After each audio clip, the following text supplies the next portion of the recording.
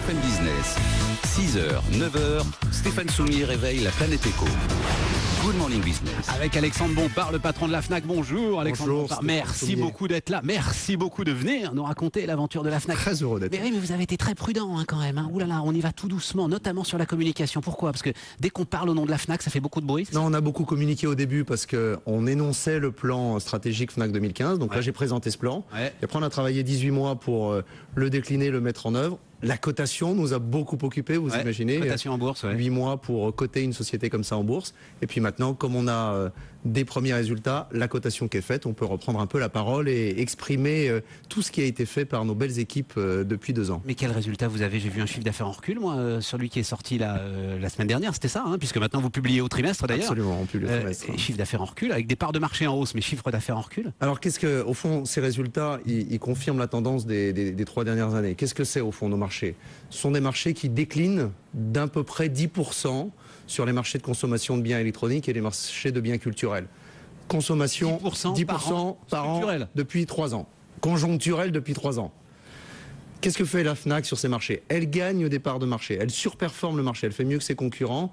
Depuis 2 ans et demi, on gagne trimestre après trimestre des parts de marché. Ça veut dire qu'on fait mieux que nos concurrents et ça c'est le résultat de tous les plans d'action commerciale, des nouvelles familles de produits, des nouveaux formats de magasins. On arrive à faire mieux que le marché. Mais oui, mais vous et ça fait donc parce que vous cassez les prix. Et ça fait donc moins 4,8. On ne casse pas les prix parce que sinon la marge se dégraderait et vous avez vu que la marge était stable. Donc on fait tout ça en stabilisant la marge. Alors comment on fait ça? On négocie de mieux en mieux avec nos fournisseurs, on mutualise les achats entre tous les pays, on arrive à stabiliser la marge, ce qui est pour moi très important. Et puis après, il faut préserver la rentabilité. Donc pour préserver la rentabilité, on réorganise l'entreprise, on rationalise les organisations, on mutualise entre les pays. Et tout ça, ça permet, c'est ce qui s'est passé au premier semestre, de stabiliser la rentabilité. C'est la première fois depuis longtemps qu'on arrivait à stabiliser la rentabilité de la FNAC. C'est terrible, mais on pense au royaume des aveugles, les borgnes sont rois. Et donc vous êtes le borgne roi de ce royaume qui est en train de s'éteindre. On n'est absolument pas borgne. On a des marchés très durs.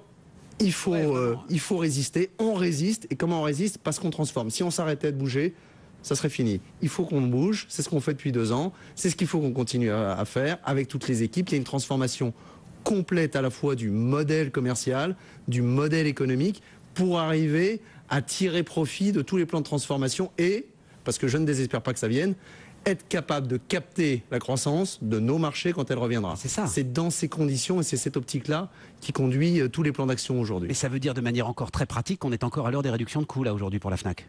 Il y a un plan permanent, continu de réduction de nos charges de structure. Il faut avoir un niveau de charge de structure adapté à des marchés qui sont baissiers. Y compris suppression de postes? Y compris, ça a été le cas par exemple, un exemple récent. Vous avez vu qu'on a annoncé 180 projets de 180 adaptation de postes sur les disquaires. Qu'est-ce qui s'est passé sur le marché du disque? Moins 60% en 5 ans. Il y a 2 ans et demi, on est allé voir nos organisations syndicales, on leur a dit il faut qu'on adapte l'emploi parce qu'il y a moins 60% sur le marché. On n'a pas trouvé d'accord.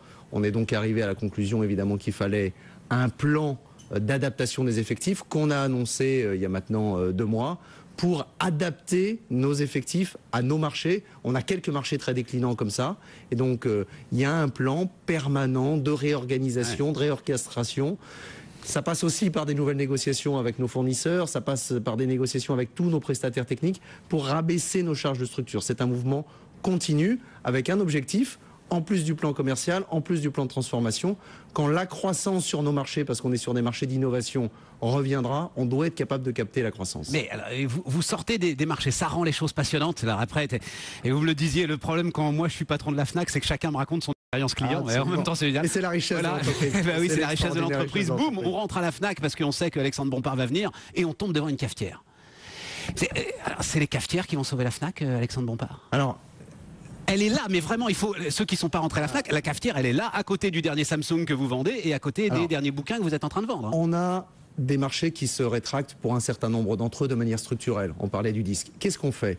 On a identifié de nouvelles familles de produits, on ne les a pas identifiées au hasard. On a interrogé nos consommateurs, nos clients, on a identifié de nouvelles familles de produits. 4, papeterie, l'espace, les univers autour de l'enfant, les jeux jouets pour créer un univers complet pour les enfants, les objets connectés, formidable objet, formidable marché de croissance, 80 milliards d'euros d'ici 2020. Vous y allez tout petit quand même dans les objets connectés pour l'instant, hein, j'ai vu. Ça commence, mais allez à Beaugrenelle, 4-5 mètres carrés, de vous, c'est vrai. Vous allez voir, c'est très prometteur. Bon, il y a des objets d'innovation formidables dedans. Et puis dernière famille de produits, ce qui est autour de la maison et du design, avec des objets plaisir, des objets technologiques, c'est sympa. Ce sont des petits espaces, hein, mais ces 4 familles de produits-là, elles vont nous permettre, ce sont des familles de compléments, hein, mais elles vont nous permettre de compenser, et c'est déjà le cas, plus que le cas même, la décroissance structurelle des marchés de l'audio et de la vidéo, par exemple. Oui, mais c'est pas au risque de nous perdre, nous, parce que alors, qu'est-ce qu'il y a derrière la Fnac, le fameux ADN de la marque, hein, dont parlent l'ensemble des patrons du monde, et ils ont bien raison. Ils ont bien raison. Est-ce qu'on va pas être perdu? Qu'est-ce que c'est l'ADN quand je me retrouve avec l'équipement de la maison? Qu'est-ce que c'est l'ADN de la Fnac? C'est d'être toujours le reflet de son époque. Au fond, dans l'histoire de la Fnac, le mix produit a toujours évolué. On a l'impression qu'il est fixe. Il n'est pas fixe. Depuis 60 ans, il y a eu plein d'évolutions. Aujourd'hui, ce qu'on se dit, c'est il faut introduire des nouvelles familles de produits, de compléments, traités comme le fait la Fnac, dans une réalité qui est la réalité omnicanale. C'est quoi omnicanal? Ça veut dire que vous, Stéphane Soumier, il faut qu'à tout moment, vous puissiez avoir accès à toute l'offre Fnac, partout, tout le temps, et pouvoir acheter tout ce que nous avons, à la fois dans les magasins et dans les entrepôts, et que ce soit fluide pour vous en termes d'expérience d'achat. Et donc, nouveau relais de croissance, nouvelle famille de produits, nouveau type de magasins. Vous avez vu qu'on a ouvert des petits formats de magasins dans les plus petites villes moyennes. Alors ça aussi, c'est une rupture avec l'histoire de la Fnac, on le sait pas, mais j'ai vu ça, c'est une rupture avec l'histoire de la Fnac. C'est une rupture complète pour 2 raisons. On dirait que c'était forcément grand, la Fnac. 2 raisons. Rupture parce que plus petite taille, on a par exemple ouvert une vingtaine de magasins dans les gares et les aéroports. Ça marche formidablement. Rupture aussi parce qu'on a changé le mode d'exploitation, on le fait en franchise. Et oui, c'est ça. Et la franchise, ça a 2 avantages pour nous, moins d'investissement direct, s'appuyer sur la compétence d'acteurs locaux. Un exemple, c'est ce qui nous permet d'ouvrir de nouveaux pays. Ça fait très longtemps que la Fnac n'avait pas ouvert de nouveaux pays. On l'a fait au Maroc, il y a 1 an et demi. On vient de l'annoncer au Qatar. La franchise, c'est aussi un relais de croissance qui nous permet d'ouvrir des nouveaux formats de magasins et dans des nouvelles zones géographiques. Et en France, vous trouvez des franchisés qui veulent bien investir aujourd'hui sur le nom de la Fnac? En France, c'est vrai. En France, on trouve beaucoup de franchisés. On dort devant le paillasson d'Alexandre Bompard pour avoir le droit d'être franchisé et d'aller investir sur le nom de la Fnac. On a la chance parce que la marque est formidable, parce qu'on a bâti ensemble un beau modèle, parce qu'on investit collectivement, d'avoir plein de franchisés, que ce soit d'anciens libraires qui se disent ma librairie elle est en difficulté, il faut que je fasse évoluer mon mix produit, et la Fnac me fait une proposition de valeur, ou des grands distributeurs qui se disent j'ai 800 ou j'ai 1000 mètres carrés, je vais développer une Fnac. Et donc la franchise, c'est un modèle formidable pour nous parce que ça nous permet, et je suis moi totalement convaincu de ça, de développer de la proximité. Il faut qu'il y ait des Fnac près de chez vous. C'est fini le temps où vous étiez capable de faire 40-45 minutes de voiture pour trouver une Fnac. Il faut mailler le territoire. Quelquefois je lis, mais pourquoi ouvre-t-il encore des magasins? On a ouvert 30 magasins depuis mon arrivée. Mais pourquoi ouvre-t-il encore des magasins? On ouvre des magasins si ça vous fait plaisir. Parce que je suis absolument convaincu qu'il faut développer de la proximité en même temps que de l'omnicanal. Il faut avoir accès à des magasins et pouvoir, quand on est dans le magasin, même un magasin de 300 mètres carrés, avoir accès à toute l'offre Fnac. Et c'est ça qu'on fait, ces doubles mouvements-là. Ça donne une impression d'offensive en plus, hein? On est très offensif. Oui, non mais c'est ça. On se dit sur un marché en récession et ça donne une impression d'offensive. C'est ça qui est formidable, c'est que c'est une entreprise en mouvement. C'est quoi la différence entre Darty et la Fnac? Oh, il y a plein de différences, c'est un ADN totalement différent. La Fnac, il y a un ADN culturel. Il y a une chaleur de la marque, c'est ça sur laquelle vous voulez jouer? Il y a un lien avec le client qui est particulier autour de la culture. La culture, c'est encore la clé de voûte de l'édifice. C'est encore la clé de voûte de nos magasins. Il y a des événements culturels en permanence dans une Fnac. Il y a des événements hors les murs. Cet été, on avait 80 000 personnes sur la place de l'Hôtel de Ville autour du Fnac Live. Cette identité-là, cet engagement autour de la culture, elle est au cœur de ce qu'on fait. C'est aussi pour ça que quand il y a eu la bataille du livre numérique, je me suis dit, et je venais d'arriver, je dis mais on ne peut pas laisser le marché du livre numérique à Amazon, c'est pas possible.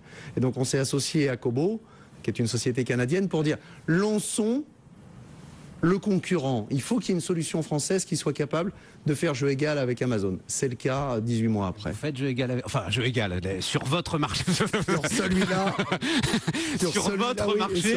Sur nos géographies. Vous faites jeu égal avec Amazon. On fait jeu égal sur le livre numérique avec Amazon. C'est un des seuls pays où Amazon n'est pas en situation hégémonique sur le livre numérique. Vous n'êtes pas gouré là-dessus d'ailleurs, parce que Carrefour s'y est lancé. Donc forcément, c'est toujours une bonne nouvelle quand 2 ans après, vous voyez des concurrents très respectables qui décident de rentrer dans un marché. Est-ce que je peux vous garder encore 5 minutes, Alexandre Bompard, parce qu'on approche 8 heures. Ça me passionne de bosser avec vous, mais en même temps, et vous avez fait un petit peu de radio dans votre vie, la fonction pendulaire est importante. Et j'ai quand même 2 questions à vous poser, notamment sur l'ouverture du dimanche.